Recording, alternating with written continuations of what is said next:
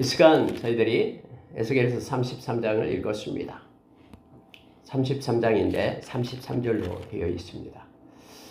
그리고 여러분, 에스겔서 33장은 중요한 영적 원리를 우리에게 가르쳐주는 말씀입니다.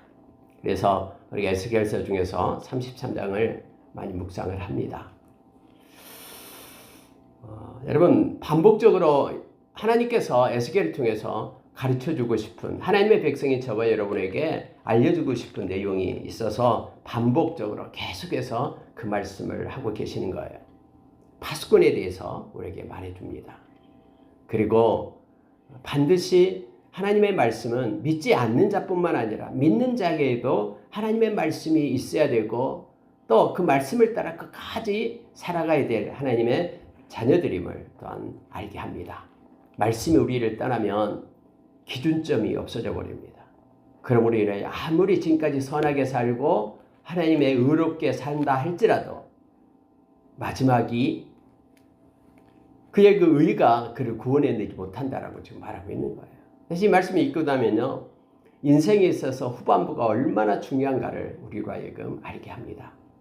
지금까지 아무리 선을 행하고 아름답게 살고 또 여러 가지 교회 생활을 하면서 종교의식을 하면서 행해왔다 할지라도 마지막이 하나님을 떠나면 지금까지 행했던 모든 의는 아무것도 아니다라고 지금 말씀은 말하고 있습니다. 지금까지 아무리 악하게 살고 힘들게 살고 그렇게 해도 마지막에 그들이 회개하고 하나님께로 돌아와서 하나님이 기뻐하는 공의를 행할 때 하나님은 그를 구원해 주시겠다라고 오늘 약속해 주고 있는 거죠.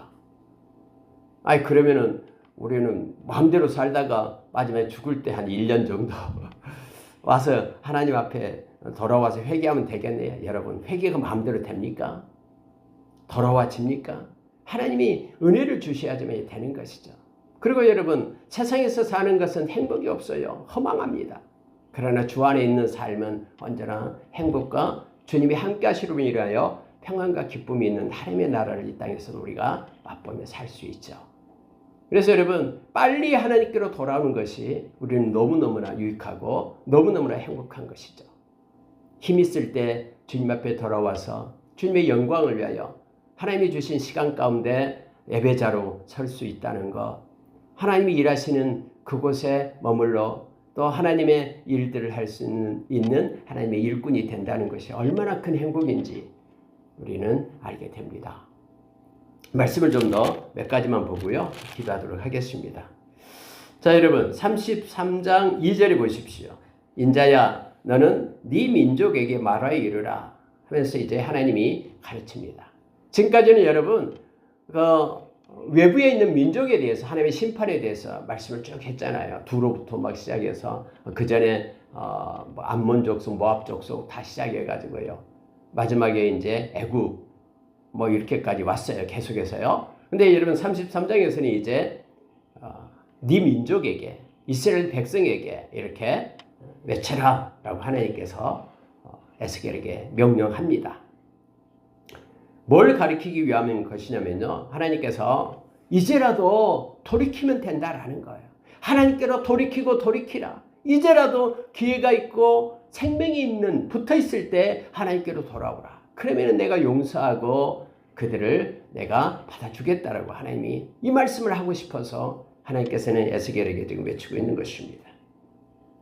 그러면서 예를 들어요. 한 마을에 이제는 그들이 죄악이 가득한데 어떤 외부에서 이제 큰 심판이 임한다라는 거예요. 이제 막 말을 타고 군사가 막 성을 에워싸고 돌아와요. 근데 그 마을에서 파수꾼을 한 명 세웠다라는 거예요. 이 파수꾼이 딱 잠을 자지 않고 지키는 거예요. 우리가 군대에 있을 때 이 경비를 쓰잖아요. 그 참 어렵습니다. 밤에 막 2시에서 1시간 정도 경비 쓰고 있으면, 지금도 생각하면 2명씩 이렇게 막 경비를 써요. 근데 여러분, 적이 들어오는 것을 이 파수꾼이 그냥 같이 잠을 자면 성 안에 있는 사람들도 잠자고 파수꾼도 잠자고 그러면 도둑이 와서 또 적들이 와서 다 몰살을 당하잖아요. 그래서 파수꾼은 깨어 있어야 돼요. 경성해야 돼요. 깨어 있는데 파수꾼이 딱 보니까는 적이 막 쳐들어와요. 그럼 파수꾼은 뭐 해야 되면 나팔을 불어야 돼요. 큰일 났다라는 거예요. 적이 쳐들어오니까 빨리 일어나라고 하고 나팔을 불어요. 그러면 이 성 안에 있는 사람이 나팔 소리를 듣고 이제 빨리 옷을 추려 입고 뭐 칼을 잡고 나오든 뭐 싸움을 해야 되잖아요. 성문을 닫건 해가지고 해야 되잖아요. 그래야지 성을 지켜내죠. 생명을 살려내기 때문에. 근데 여러분, 이 파수꾼이 아니 적들을 보면서도 나팔을 안 불어요. 그러면 하나님께서 이것을 예를 들어서 나팔을 안 불면 적들이 와서 그걸 포위해가지고는 다 성 안에 있는 사람들 죽이겠죠. 근데 하나님이 여기서 한 가지 말씀을 하는 거예요. 성 안에서 죽은 그 사람은 자기 죄 때문에 죽은 것이다. 이렇게 얘기해요.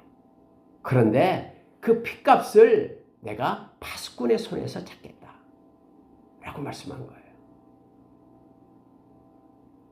자, 파수꾼이 딱 눈을 보고 있는데 막 적들이 쳐들어와요. 큰일 났다고 막 나팔을 불어대요. 막 불어대는데 성 안에 있는 사람들이 저 나팔 소리 지금 거짓말일 거야. 무슨 적들이 지금 쳐들어와 어제도 안 왔는데 하면서 일어나지 않고 있다가 죽었어요. 그러면은 방비를 안 했기 때문에 죽었다고 생각해요. 그러면은 거기에 죽은 사람 자기 죄 때문에 죽은 거예요.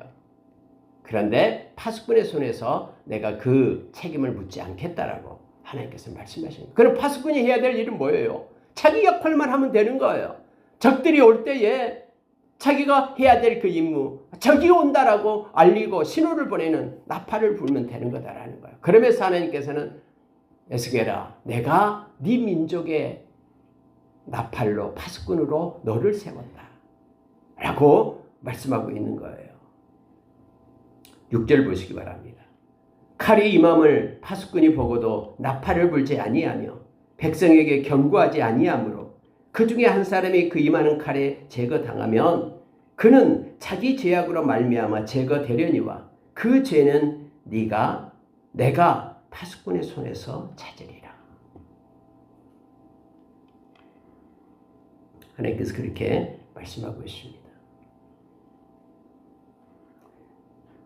이 말씀만 해도 우리는 충분히 말씀을 알아들어요. 근데 하나님께서는 또 반복해서 말씀을 계속해서 3번씩이나 그렇게 동일하게 말씀을 하십니다. 그러면서 이제 이 비유를 실제적으로 말하는 거예요. 악인이 있다라는 거예요. 악인. 그렇게 하면 그렇게 인생 살다가는 지옥에 간다라는 거예요. 이 악인이 있어요. 근데 하나님께서 이 파수꾼이 된 먼저 믿는 하나님의 백성에게 그런 마음을 주었어요. 너 그대로 살면 안 된다. 예수 믿어야지만이 구원 얻는다. 마가복음 16장 15절의 말씀처럼 온 천하에 다니며 만민에게 복음을 전하라. 믿고 세례를 받는 자는 구원을 얻지만은 믿지 않는 자는 정죄를 당하리라라고. 이렇게 파수꾼의 나팔을 불러라고 이렇게 말을 합니다. 그런데요. 자, 8절 중간에 보세요. 네가 그 악인에게 말로 경고하여 그의 길에서 떠나게 하지 아니하면 그 악인은 자기 죄악으로 말미암아 죽으려니와 내가 그의 피를 네 손에서 찾으리라. 왜냐하면 파수꾼 역할을 하지 않았다라는 거예요. 하나님이 통로로 세웠는데 그 통로의 역할을 하지 않았다라고 지금 말하고 있는 거예요. 근데 너는 악인에게 경고하여 돌이켜 그의 길을 떠나라고 하되 그가 돌이켜 그의 길을 떠나지 아니하면 그는 자기 죄악으로 말미암아 죽으려니와 너는 네 생명을 보존하리라. 왜? 너는 파수꾼의 역할을 했기 때문에 라고 말합니다. 그래서 여러분요, 심판 때에 우리가 말씀을 전하고 복음을 전하는 것이 근거가 되는 거예요. 그들을 심판하는 그거. 너 그때 이러이러한 사람이, 이 집사님이 너에게 복음을 전했지. 근데 너 그거 받아들이지 않았지. 경고했는데, 말씀으로 경고했는데 너 그거 받지 않았지. 그게 하나의 심판대의 증거가 된다라고 성경은 말하고 있습니다. 자, 여러분 특히 11절에 보시기 바랍니다. 너는 그들에게 말하라. 주 여호와의 말씀이니라. 나의 삶을 두고 맹세하노니. 하나님께서 당신의 삶을 두고 맹세를 한답니다. 하나님은요, 그 어떤 것으로도 맹세할 수가 없어요. 자기보다 높은 게 없기 때문에. 그래서 하나님은 자기의 삶을 두고 맹세를 하는데 이렇게 말합니다. 나는 악인이 죽는 것을 기뻐하지 않는다. 이게 하나님의 마음이에요.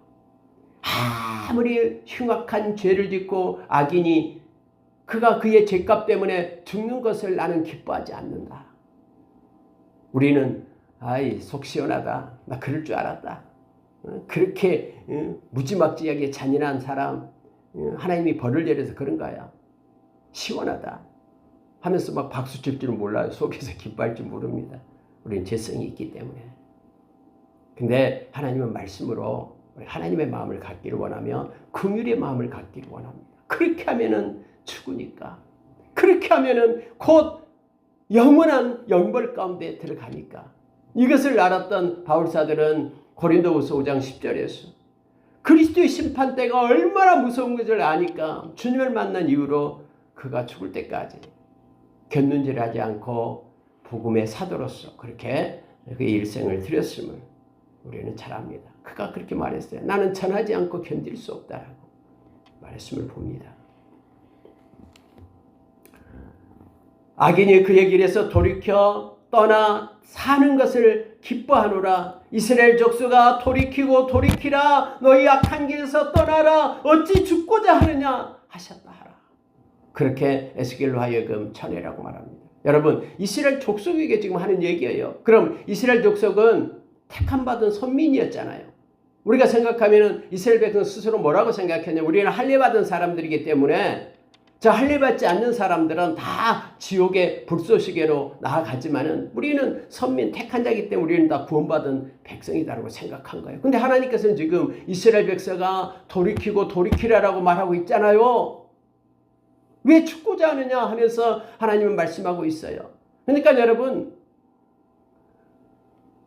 하나님께서 지금 이 말씀을 통해서 우리에게 주시는 게 뭐냐면요. 표면적인 크리스천이 아니다라는 거예요. 형식적으로 와서 성경책만 가지고 다니는 그런 크리스천이 구원받은 백성이 아니다라고 지금 말하고 있는 거예요. 마음으로 믿어 의에 이르는 자가 입으로 시인하여 그렇게 구원에 이르는 자가 되어야 된다고 말합니다. 말씀을 진짜 믿고 마음에 영접하고 진짜 하나님의 사람이 되어야지만이 성령으로 거듭나야지만이 말씀을 따르는 주의 제자가 되어야지만이 그가 하나님의 자녀가 되고 구원받은 자임을 지금 말하고 있는 거예요. 그래서 이스라엘 백성아 왜 죽고자 하느냐 돌이키고 돌이키라라고 지금 말씀하고 있는 것입니다. 하나님께서는 다시 한번 말씀을 또 합니다.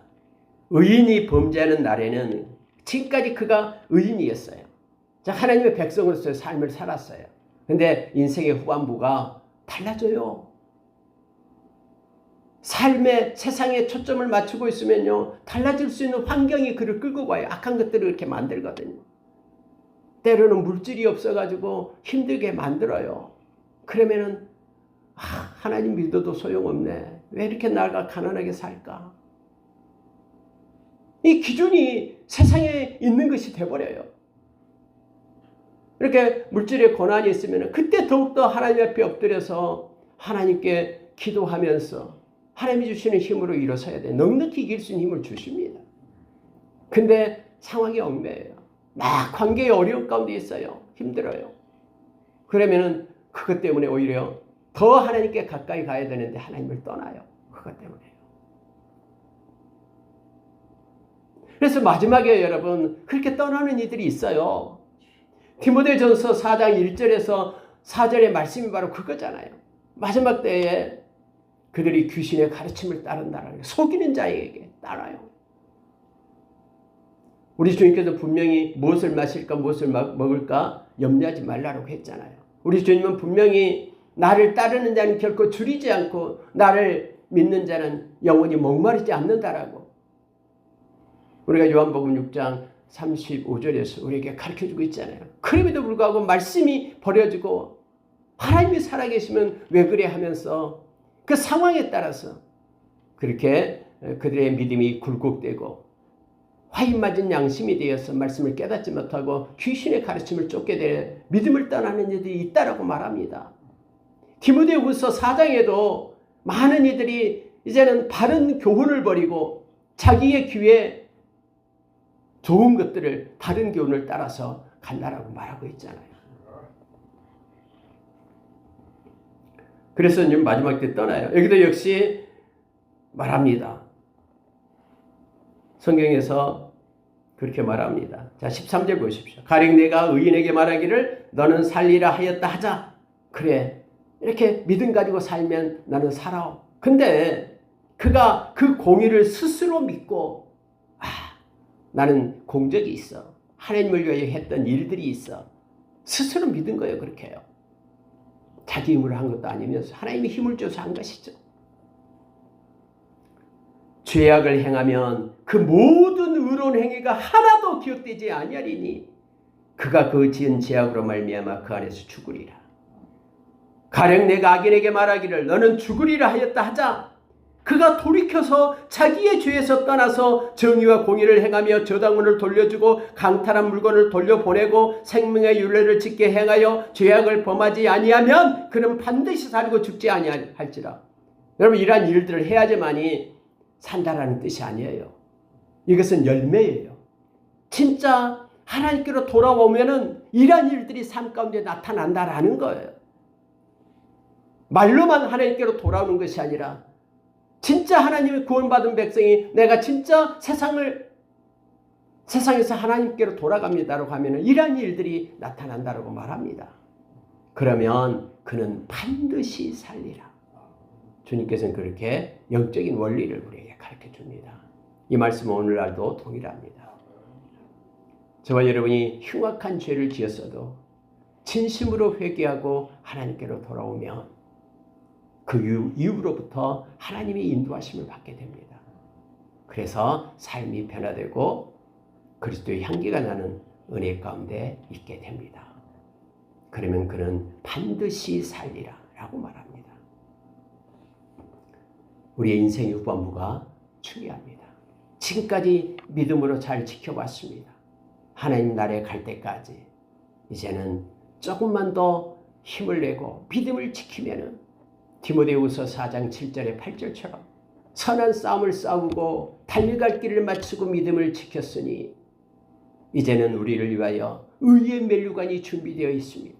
바울이 그랬듯이 주의 나타나심을 사모하는 모든 저와 여러분에게 하나님께서 의의 면류관을 준비하고 계신다라고 성경 우리에게 가르쳐 줍니다. 근데 여러분, 이렇게 하나님께서 말하니까 이스라엘 백성이 뭐라고 얘기하냐면 아니요, 하나님의 논리가 틀렸습니다. 우리의 논리가 맞아요 라고 말하는 내용이 두 번 반복됩니다. 17절 보시기 바랍니다.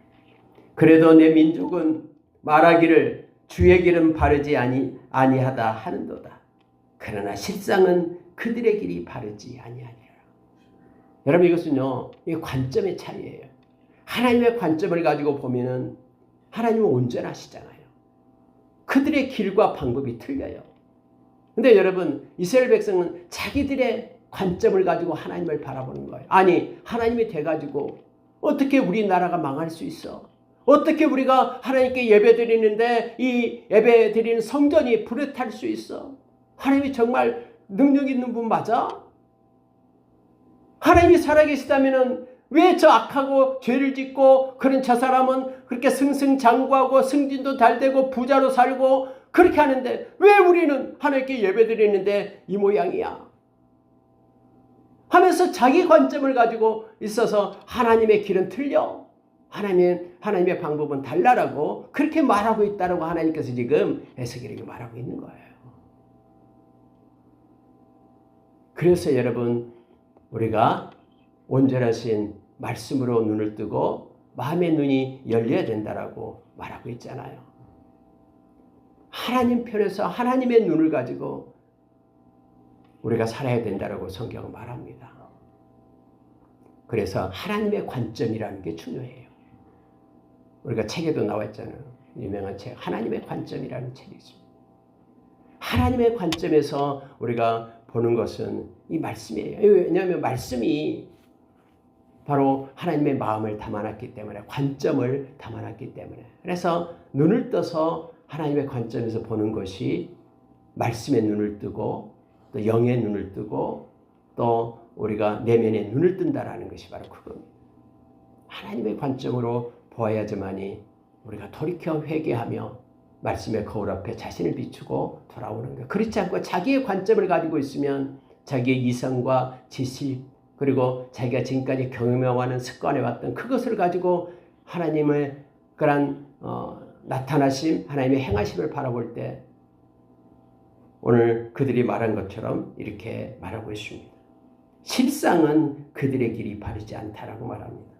20절에도 동일하게 말합니다. 그러나 너희가 이르기를 주의 길이 바르지 아니하다 하는도다. 이스라엘 족속아, 나는 너희가 각기 행한 대로 심판하리라 하면서 하나님은 돌이킬 것을 에스겔을 통해서 말해주고 있습니다.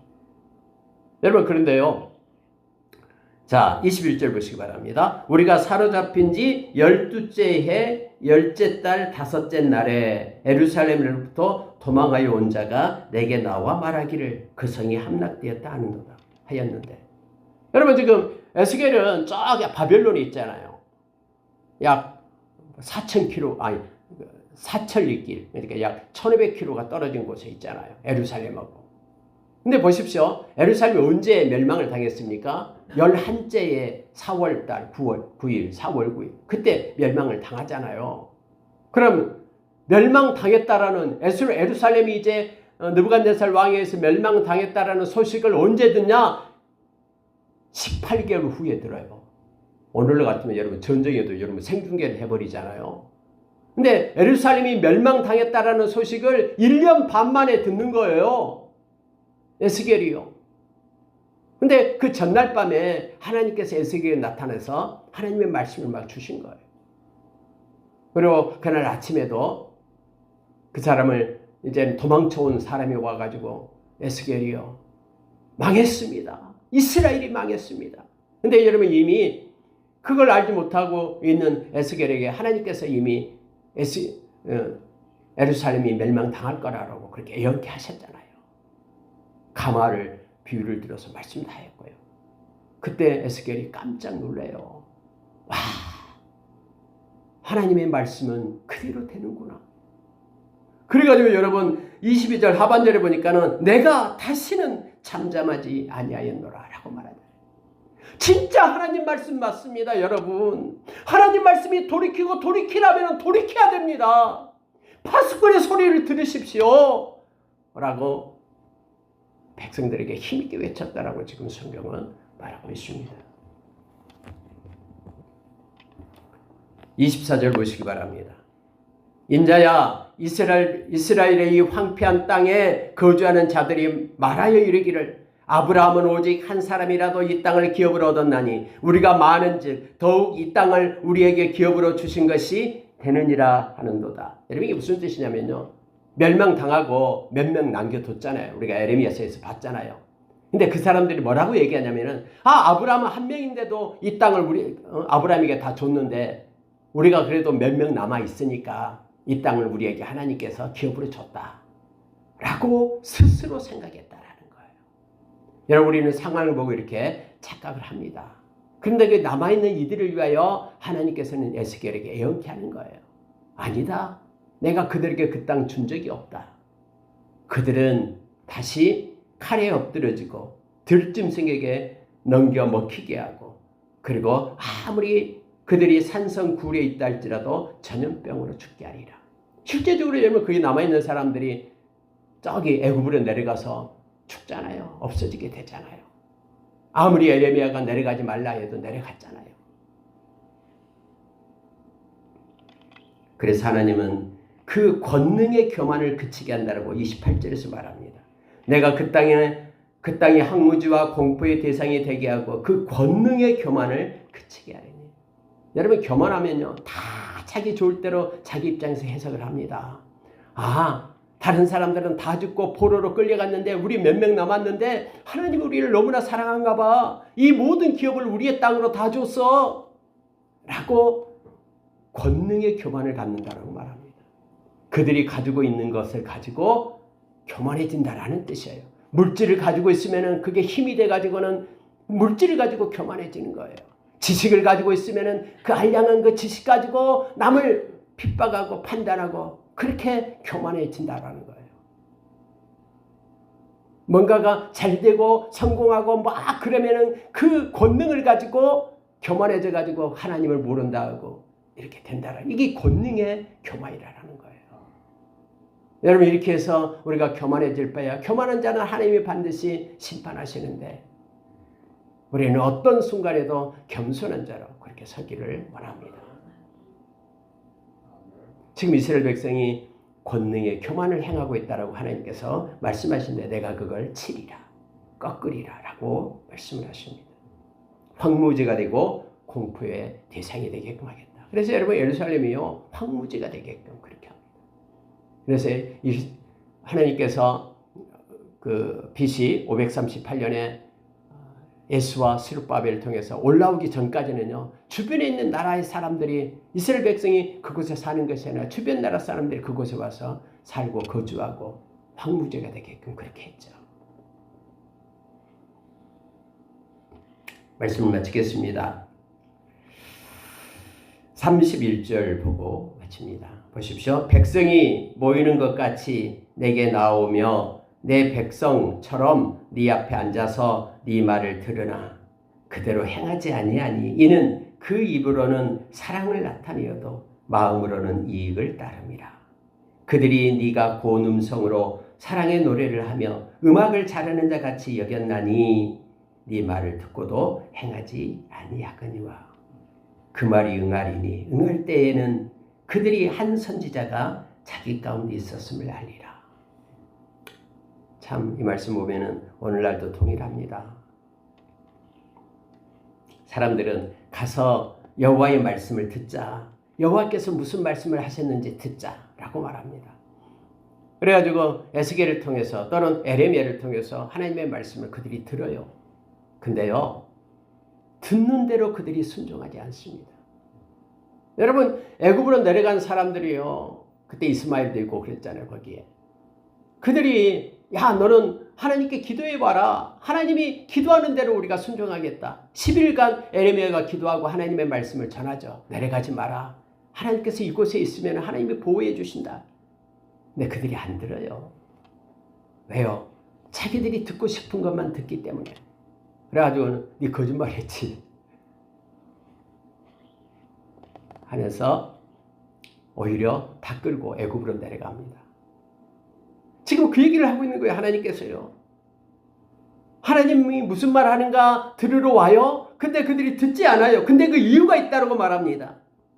그대로 행하지 않았는데 이는 그 입으로는 사랑을 나타내어도 말로는 하나님을 사랑한다 하면서 여러분 사랑하면 말씀을 듣는다라고 요한복음 14장 21절 23절에서 말해주고 있잖아요. 나를 사랑하는 자는 내 계명을 지키고 내 말을 듣는다라고 주님 말씀하죠. 근데 말로는 사랑한다라고 얘기해요. 하나님께. 그런데 하나님의 말씀을 듣지 않아요. 근데 그 이유를 이렇게 말합니다.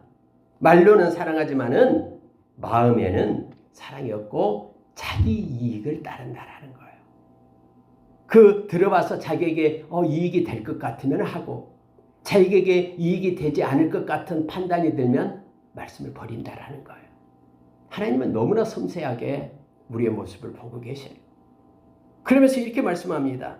그들은 네가 고운 음성으로 사랑의 노래를 하며 음악을 잘하는 것 같이 여긴다라는 거예요. 우리가 여러분 콘서트에 가면은요 막 그 성악을 하면서 뭐 노래를 잘하는 사람 막 깨꼬리 소리를 내는 사람들 보면 노래 잘한다 하죠. 근데 여러분 그 노래 가사대로 밤에 와서 콘서트 끝나고 삶 속에 와서 실천하는 사람 있습니까? 그 사람 진짜 노래 잘했어. 너무나 가슴 저리게 떨리게 눈물 나게 잘했어. 하고는 그냥 말잖아요. 하나님 말씀 들을 때도 그렇게 듣고 있다라는 거예요. 에스겔을 통해서 에레미야를 통해서 말씀이 날 때는 맞아 하면서 고개를 끄덕이지만은 그러나 그것을 떠나면은 다 잊어버리고 똑같은 그런 삶으로 돌아가서 되돌이표로 계속해서 반복하고 있다라고 지금 말하고 있는 하나님께서요. 그러나 네가 했던 말이 응하는 그런 삶의 모습이 있을 것이다. 그때서야 하나님은 말씀하시고 말씀대로 응하시며 진짜 그를 통해서 그 선지자를 통해서 하나님의 말씀이 선포되었구나 라고 깨닫게 될 것이다 라고 하나님은 말씀하고 있습니다. 말씀 마치겠습니다. 우리 인생의 후반부가 중요합니다. 의인은 계속해서 하나님의 말씀을 붙들고 나가야 됩니다. 악인은 돌이켜서 하나님께로 돌아와야 됩니다. 그리고 우리는 언제나 내 관점에서 하나님의 길이 틀린다 라고 말하는 것이 아니라 하나님의 관점을 가지고 사는 사람이 되어야 됩니다. 그리고 노래를 듣듯 하나님의 말씀을 들어서는 안 되고 말씀이 생명이기 때문에 말씀에 묶여서 사는 저와 여러분이 되어야 됨을 성경은 가르칩니다. 오늘 하루도 하나님께 영광 돌리는 귀하고 복된 날 되기를 예수의 이름으로 축원합니다. 기도하겠습니다.